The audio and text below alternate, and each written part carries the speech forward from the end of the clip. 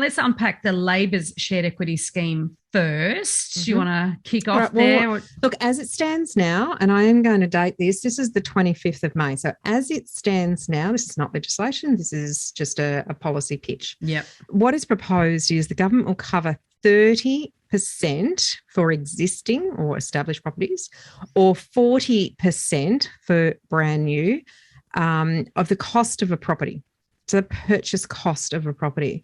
There's initially going to be 10,000 spots made available in the scheme, and it will be open to individuals earning less than $90,000. That's an individual, or couples earning less than $120,000. Now, like everything else, there are price caps, Veronica. Mm-hmm.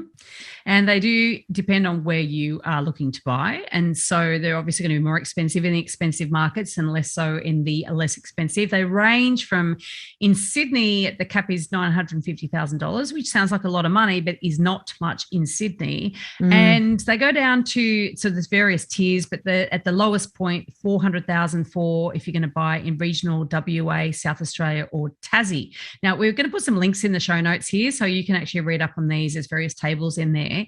I'm going to flag that WA thing there for a minute because WA has a scheme, which we'll talk about coming up, and they're different. There's some fundamental differences to the price caps in WA for a WA run scheme versus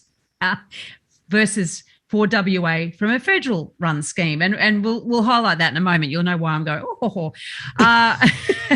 Now, what I think is good about these schemes, there's a few things that I think are good, actually. I don't like that they give you more for brand new because anything that encourages you to buy brand new is risky.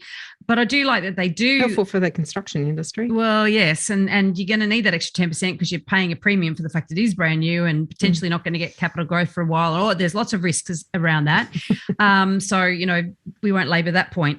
They don't restrict this to pure first home buyers. They basically say that it's available for anyone who doesn't currently own a property. So that, we've got quite a few people who are our listeners and also have been our students who've been through, relationship breakups, for argument's sake, there's an example, and find themselves back out there being a first home buyer, even though they're not a first home buyer. They've had a property before. So first home buyer on my own, or a first home buyer in this country, or a first home buyer, in this relationship.